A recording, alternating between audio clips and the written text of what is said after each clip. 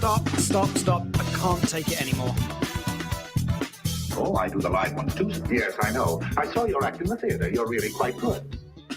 Quite a certain harmful habit.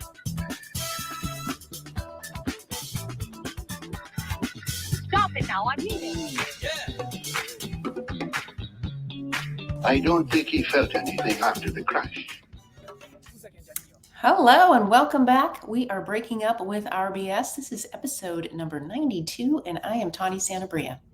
And I am JDK Winnikin, back for another week of debunking the junk, by which we mean those stories that we tell ourselves from these various emotional states that we're in that just make everything harder on ourselves, on our relationships, on our lives in general, and rob us of all the things that we really want to have: more ease, more flow, more resilience, more connectivity, all those things. And we tend to make it harder than it needs to be. Tawny and I are here to talk a little bit about the ways in which we do that and to suggest maybe some easier ways of going about it. Because if we do that on an individual level, as we talked about at the end of last week, that has a ripple effect. It can affect our relationships, and then it can affect our communities, and then it can spread more broadly than that. And that's exactly what we're shooting for here. Nice to see you, Tawny. Nice to see you too. You're in disguise? Sort of, I guess. I have a hat on, if that's what you mean. I have a hat on. Yeah, although it does kind of look like I'm in the middle of a disguise, right? Eric, our in-studio producer, said I look like one of those people that's trying to hide out in a Marvel movie, a superhero, which I kind of liked because it implies that I'm actually a superhero. Right.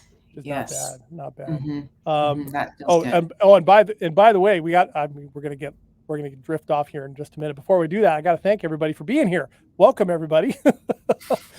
And remember, if you miss any of this episode or any of the other episodes, you can get this show as a podcast wherever you get your podcasts. You can also get video versions of every episode of Breaking Up with RBS at our YouTube channel, Breaking Up with RBS. We also have a Facebook group of the same name. Tawny has got a fabulous, fantastic 6-week self-mastery course at unperfectyourself.com that you can connect with, apply a lot of things we're talking about in your own context. And every second Saturday of the month, Tawny and I do a free Zoom workshop that introduces anyone who wants to be there to the practices of getting into the body, to answer any questions that you might have, and to hopefully enrich your experience with yourself and with life. So that's what we're doing. And the work on the book continues unabated. We're having some fun with that of late, which is great. So yeah, kind of building a world here. A breaking up world. Just with the junk, though, not with the good stuff. Not with the good stuff. Junk, not just with the junk. Yeah, exactly. So we don't need to be in a disguise for that. No, actually, I'm wearing a hat because I'm way overdue for a haircut, and I'm self-conscious about it, actually. So I decided to go with a hat. You know? Yeah, good choice. So when is your next appointment? I mean, is it coming up, or are you going to have to wait? Yeah, it should be this. It's in a few days. Good. Okay. Yeah, exactly. So it'll be fine. If this is the worst of my challenges, I'm in good shape. It can be quite stressful, missing those hair appointments. I know. So yeah. I like my routine. Yeah. Anyway. Yeah. All right. So, Tawny, coming off last week, we took apart the word manipulation and examined it and kind of put it in the realm, taking it out of the good and the bad bucket, and kind of treating it for what it is. It's something that we do. It's the maneuvering and all that to get what we're looking for, to get what we need. And it's not upfront, right? And it's not transparent for ourselves and for other people. And that was a really great word to choose. And so I'm not sure how we're going to follow up with that, but I know that one of the things that I got to thinking about in the aftermath of that episode was, going out and, maneuvering to get us these things externally, that we need for ourselves. What about the times where, as it's often called, self-sabotaging? Like we know what we want to do. We might have some awareness about what we're doing, but we undercut ourselves. I was wondering if that has any relationship to what we had talked about, or if that brings up just entirely different things for you when I say that. What comes up for you when I say that? Yeah. Well, what relates to what we talked about last week that does come up for me is about conditioning. right? We learned from a young age to speak to ourselves in this way. It was sort of like this strange thing of, somehow that might motivate. I mean, it was a weird relationship to motivation. But certainly also our brains are wired to go negative. Our brains are wired to sort of protect and keep us safe, Oh, yeah. right? Okay. So an untrained brain will go negative quite often. It just does. And part of that is about survival, right? If we can see the problem, whatever that is, if we can see the danger, then we can do something about it. And then things will be better. Gotcha. The trouble is because we're also habitual creatures, we get really good at what we repeat. So when we repeat negative thought processes, we get really good at it. It becomes automatic. Mm-hmm. Mm-hmm. So there's a variety of different things going on there. And most of the time I can relate to this myself. And I've talked with a lot of people throughout the years. It's sort of like, well, it doesn't even feel like I'm trying to think about. It doesn't feel like I have a choice. Yeah. The thoughts just come. Mm-hmm. Mm-hmm. And they're so powerful and so ingrained that we treat them as real rather than as conditioned, right? We don't even know. Yeah, we don't even know that we've been conditioned. Right. Yeah. There's no telling the difference. Right. Right. So we don't even have this awareness of being able to decide, like, is this real or is this a story that I've held on for a really long time, where I first heard it from started as at a preschool teaching sort of environment, or a parent, or just my community, right? I saw really early on which kids received that recognition, and which kids stood out for positive things, and Yep. I learned how to talk to myself about all of that, and I learned that wasn't going to be me, so I might as well blah blah blah blah. Like that's one of my favorite things. Well, if you're gonna, I hear this from couples all the time. Well, if you're gonna call me lazy, I'm gonna be lazy. Like, what? Ah, I love it. Or wow. if you're gonna call me, this, then I'm just gonna go do it. Well, if you're going to Okay. pour gasoline around my feet, I'm just going to light it. So it's sort of like this, like, yeah, what's going on internally? Oof. If I'm gonna say I'm lazy, I'm gonna be lazy.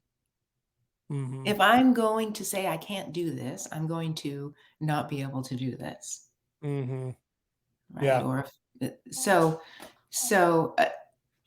yeah, I don't know if that even answers your question at all, but that's what came up for me. No, it does. That is what comes up. And I think that's a key part of this too. I think the conditioning part, and one of the things about BS stories, and it was originally a hurdle for me to have to get over. I remember this very idea that somehow my brain wasn't giving me the right answers. I just always assumed that if I thought about it long enough, or if I had practiced it long enough, or if it had been a part of my life long enough, it must be real, and it must be objectively so. How could it be something that's either from conditioning or I'm subconsciously choosing?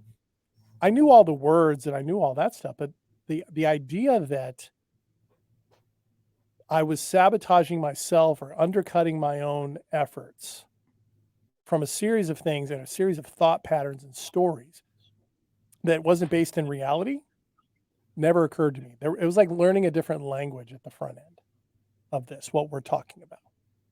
And but what it did was it opened up, at least for me, the possibility of getting some distance from whatever reaction I was having to something, or whatever story, whatever, self-critical thing I was saying to myself, going, am I really believing that? Is that really what's happening? Or is there something else? And then, of course, getting into the body is what helped give some distance from those stories. That disconnecting from those stories might be a good way of putting it. Yeah. I like to think of it as sort of like getting underneath them, right? But the same purpose, Yeah. like getting that physical distance from the stories. Because when when we're wrapped up in there and we're living life from that place, we don't have anything other than that to experience. Oh, maybe this isn't true, Mm-hmm. Mm-hmm. right? Just the experience of not being able, the story of not being able to handle uncomfortable emotions. Like I'm going, the floodgates are going to open and I don't know what I'm capable of, right? This is what we Mm-hmm. do. And getting underneath those stories, getting into the body and experiencing how the body can allow for and Mm-hmm. still be okay Mm-hmm. offers a different reality. It does. It does. And that is such a key source, isn't it? I can't handle these emotions that I'm feeling, these negative things. And so in order to not deal with them, I can tell myself a story of like, well, I just can't do it. Or there's no point in me continuing on. The idea that we can actually sit with those and let those flow and let those exist and be okay in the process and the fact that they will go away, the feelings will disappear at some point, just didn't occur to me at least. I think it's one of the big challenges that we often face is that, and that by itself can be a self-sabotaging thing, I guess. Because then we just quit, or we just think we aren't curious enough about what would it be like if we persevered through it, or if we didn't believe that story. And it's really limiting, right? It limits us to it limits us to the boundaries and the parameters that our BS stories have established for us through conditioning and experience and trauma, or whatever we want to call it. And it's just simply not a place we have to stay in. Mm-hmm. Completely, right? What came up for me when you were talking about that is just this. We're lucky enough, most of us, to have time on our hands to overthink all about our emotional states. And it only makes it worse. Only makes it worse. We're trying to figure out our emotional states. Uh-huh. That can't be done in the way that we think it can. Yeah. In the way Or that in the all time we that we do, think we can. Right. right? All that we do is rev ourselves up even more, or distract ourselves enough for a period of time, and then all of a sudden it just comes right back in like, what's wrong with me? Like, why is this continuing to happen? Right? Mm-hmm. And we're spending so much extra time just thinking about it over and over, same sort of story over and over about ourselves, not being able to handle this or that, or not being able to measure up to this or that, or, lost hopes and dreams and all of the things. And we're just stoking the fire. Yeah. And Yeah. so then our reality is, I'm never going to be able to get out of this. Well, yeah, you created that. Yep. Yes. You will not be able to get out of it overthinking about it. 100%. That's right. That's right. And, and you play that process out, of time after time after time, story after story after story, emotional upheaval after upheaval after upheaval that just brings stress and tension to the body and all the effects that it has. And what's at the far end of that? All the things that are causing so many difficulties in our own lives and in our larger communities. I mean, everything from addictive behavior to social withdrawal, lashing out in anger in whatever it might be about, physically, emotionally, politically. I mean, there's so many ways that this comes out sideways when you play this tape out, when it happens time after time after time again, when there isn't an awareness of the possibility that this might just all be BS stuff and it can be disconnected from, or you can get underneath what those stories are and get connected to a reality that's honestly a lot simpler. And we're a lot more, we're a lot hardier than we think when it comes to being able to handle these things.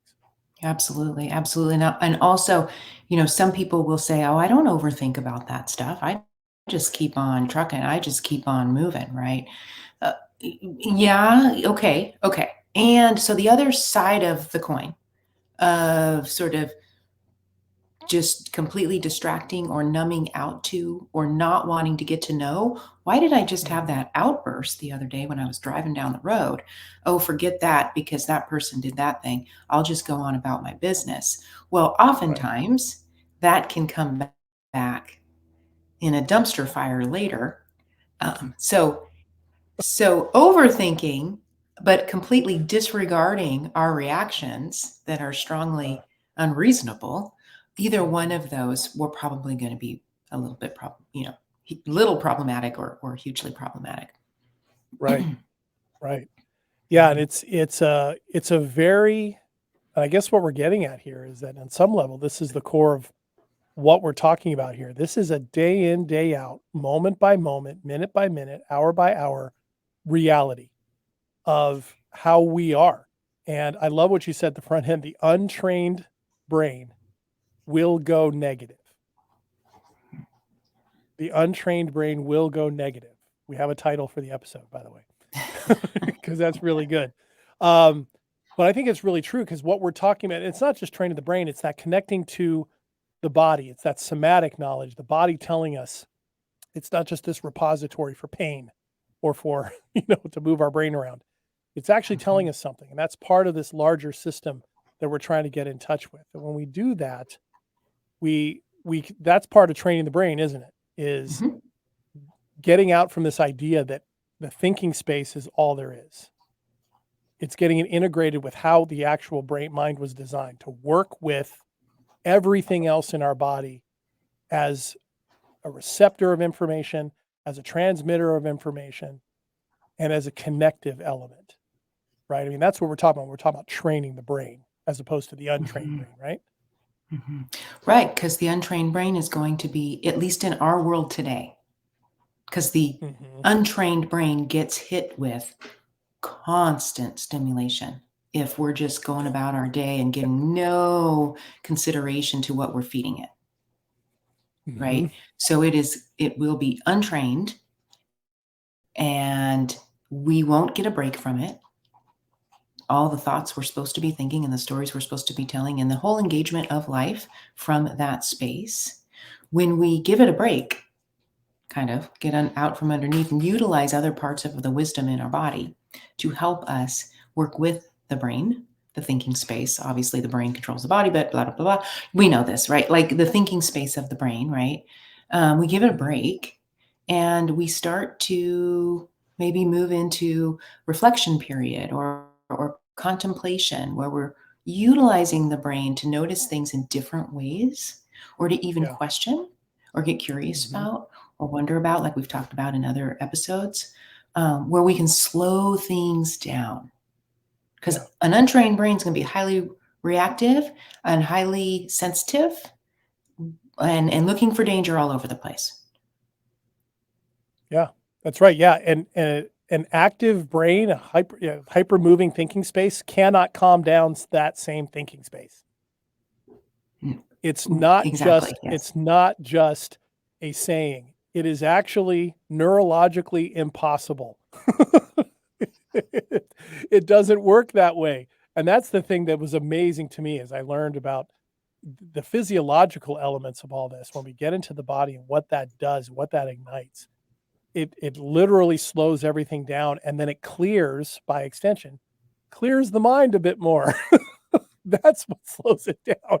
I can't tell you how many times talking to people, they think they can't calm down until they get something figured out. It's like, well, no, you're just racing and racing and racing. And I've used the comparison because I'm an airplane person to, if a propeller on an airplane spins too fast, like the mind spins, it threads and it goes way too fast for what it's designed to do. And that's a danger because when that happens, the engine isn't operating right and the engines can overheat and the plane can come down. So you can't just speed it up. Just because it has the ability to go that fast doesn't mean it should. And you can't solve it by going faster. And that to me is so much of what was so profound about this when I first started really becoming more Mhm. aware of these things. Mhm. Yeah, and the body's gonna respond to that too, with that, It is. like you said, tension, constriction, contraction. We're going to be, having some pain points in the body. Different Mhm, systems are going to be worn down because they don't mhm, have the space to work properly. We can't sleep well, so the digestive system doesn't get to do its job effectively when we're sleeping. mhm. Just those kinds of things are happening when we engage the brain to that degree, or the Oh, thinking yeah. space to that degree. Yeah, one of the things I've learned to notice in people is when I have a sense that the brain is spinning, right? When the thinking space is really moving, they stop breathing or they breathe super shallow. Mhm. And the deprivation of oxygen to the blood cells in the body that are moving through it and bringing everything to the brain is increasing the stress on the heart, on the arteries, on the veins, and on the brain. And the way to loosen that up is to breathe. It's it's so funny. I think sometimes people think that we just say, "Okay, breathe, breathe, breathe," because they think that's shorthand for calm down. When it's like, it's actually breathe, and then the calm down. No, I mean it. Breathe, it'll work.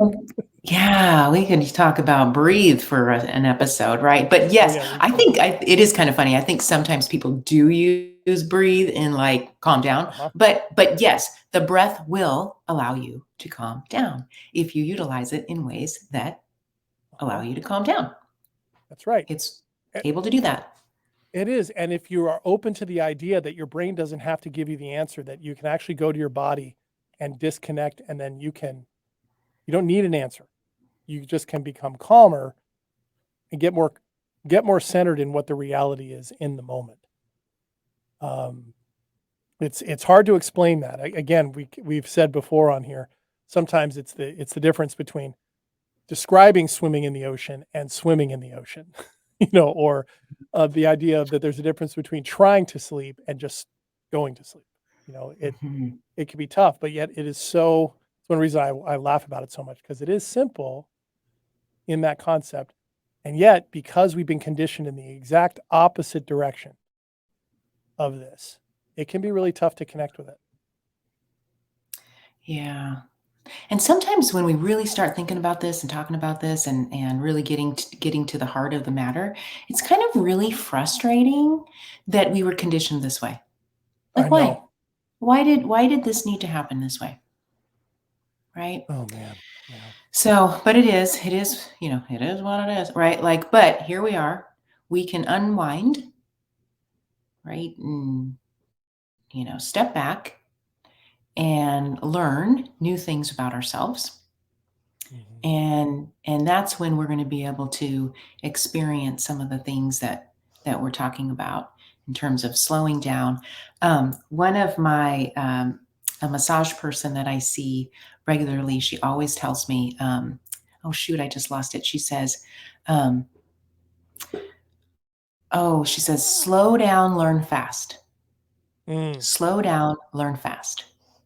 Oh yeah. So we learn faster as we slow down. I love that. Mhm. Maybe we need to steal that as a title. Yes, I think we do. I don't think that she has copyright on it or anything, Okay, good. Good. Can so I always give her think we credit could. for it. Yes. I'll give her credit for it. Yeah, But yeah, yeah, go ahead. Go ahead. yeah, that point of, and we've talked about this before in other episodes, that slowing down allows for whatever is gonna be helpful to come up, to come up. Mhm. We're not pressurizing ourselves trying to make something happen or trying to find the perfect solution, or trying to get to a particular outcome. We put all that pressure, and we're no breaks, no pauses.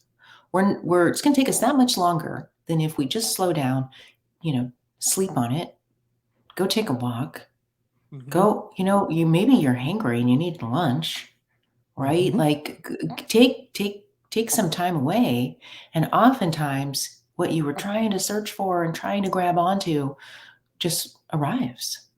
Arrives. Yep. Yep. And more often than not, those arrival moments when we have them, not only do those tend to stick more, and we tend to trust them more because they're coming from a non-exclusively thinking space, but they come in the times where we're actually slowed down and calm. Because if you think about it, if that's from a thinking space, the thinking space is already so revved up, it's either going to go right by or you're going to second guess it or question it or judge it or, examine it. And then pretty soon after a while, it's like manipulating something long enough that it falls apart. Right. So yeah, slow down, learn fast. Yeah. It really is true in my experience. Yeah. Right. And sometimes my my most creative thoughts or things that just sort of like, why didn't I think of that a long time ago? Come when I'm in the sauna. I'm in the sauna. Yeah. I'm just like, I'm trapped, right? It's all okay. And then here comes a thought that I can't believe I didn't come to months ago. Folks, a lot of times people will say they'll have these in the shower, in places where you're sort of just calm and relaxed. And then all of a sudden the answer that you've been looking for or anticipating just arrives without that pressure. Absolutely. Because go ahead. Yeah, I'm sorry, because what I was going to say earlier, because the answer sometimes isn't up here. Uh-huh. The answer is in your body. And if there's no time there, you miss out on the answer. Yep. Exactly. It same thing happens to me. I'm on the spin bike. I'm in the gym. I'm walking to or from. I'm in the pool. Sauna as well for me. That's oftentimes where those things pop up where I go, oh, hadn't considered that. And it's being present. It's doing something that's relaxing. And it's doing something that is connecting myself to my body and connecting my body to my head. Mm-hmm. Pretty amazing. Yep. All right. Well, see, we found our way through. We sure did. We always do. Always do. Right. So that's a good takeaway. Slow down, learn fast. And the untrained brain will go negative. So hold on to those for the next week. Until we see you next week on another episode of Breaking Up with Our BS. Thank you so much for joining us, by the way. I am JDK Winnikin. And I'm Tani Santabria. Thanks for hanging out. See ya. Stop. I can't take it anymore. Oh, I do the live ones too. Yes, I know. I saw your act in the theater. You're really quite good. Quite a certain harmful habit